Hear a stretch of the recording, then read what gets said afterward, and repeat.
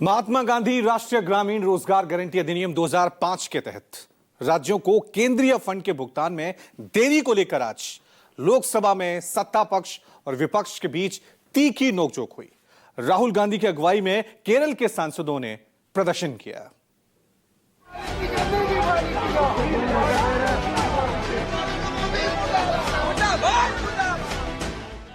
मनरेगा का फंड कम किए जाने पर सवाल, संसद से सड़क तक विपक्ष का बवाल। केरल के कांग्रेसी सांसदों के साथ राहुल और प्रियंका ने दम दिखाया तो बंगाल के टीएमसी सांसदों ने भी केंद्र सरकार पर मनरेगा का फंड रोकने का इल्जाम लगाया।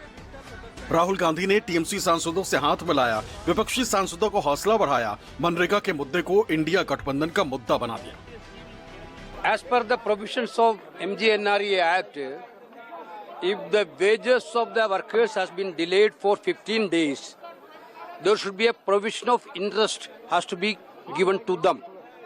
Now the unfortunate fact is that last 4 months, MNREG workers are not getting their salary. In all area of Kerala, the people are crying like anything. You can understand that now the situation is very drought-like situation. Everywhere MNREG workers' service is needed. But they are not getting salary for last 4 months. Government has given an answer in a very, very vague way. There is no concrete answer from the central minister at all. Shivraj Chauhan Bengali का against में, नरेंद्र मोदी बंगाली का against में है। Bengal people का जो खाना नहीं सकता है वह कुछ नाम काम नहीं कर सकता है, इसका अगेंस्ट है। क्यों? वो लोग कोशिश कर रहे हैं 2021 से उधर सरकार बनाने के लिए, सरकार नहीं बन रहा है, वो बनेगा भी नहीं। वो लोग को 2024 को उन लोग का जितना एमपी था पहले वो भी उतर गया। अभी उन लोग बीजेपी लोग का लीडर लोग ये सब आते हैं और बोलता है नहीं रुपया मत दो, रुपया देने से बीजेपी उधर हट जाएगा। अरे भाई, राजनीति तो बाद में कीजिए, पहले गरीब आदमी का सेवा कीजिए, तब ना होगा। विपक्ष बौखलाया हुआ है, हताश और निराश है, इसलिए इस तरह की बयानबाजी करते हैं और शिवराज सिंह चौहान साहब के लिए ये अच्छी शोभा नहीं देता है। मैं कह सकता हूं कि प्रधानमंत्री मोदी जी के नेतृत्व में किसी के साथ कोई भेदभाव नहीं किया जाता है।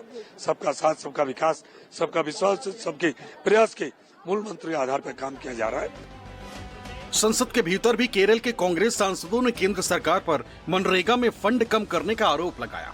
श्रमिकों के भुगतान में देरी का इल्जाम भी लगाया। उधर महाराष्ट्र से कांग्रेस सांसद प्रणीति शिंदे ने मजदूरों के साथ ही किसानों की परेशानियों का मुद्दा भी उछाल दिया। Mahatma Gandhi National Rural Employment Guarantee Scheme in Kerala is witnessing a sharp decline in its workforce. Around 1.86 lakhs of workers opted out the scheme in this past year. Sir, delayed payment and low wages are the main reason for the distress among the workers. Yes. Parliamentary Standing Committee on Rural Development has also suggested for linking MGNREG's wages to inflation and increasing the workdays to 150. Sir, workers in Kerala have not received their wages since the last 3 months. 6 months. And, sir, an amount of 811 crore is due for the state of Kerala under the scheme. Sir, my question, whether the government will release the due amount to Kerala without delay and also take measures to address the issues of scheme workers, including wage revision and increasing the workdays.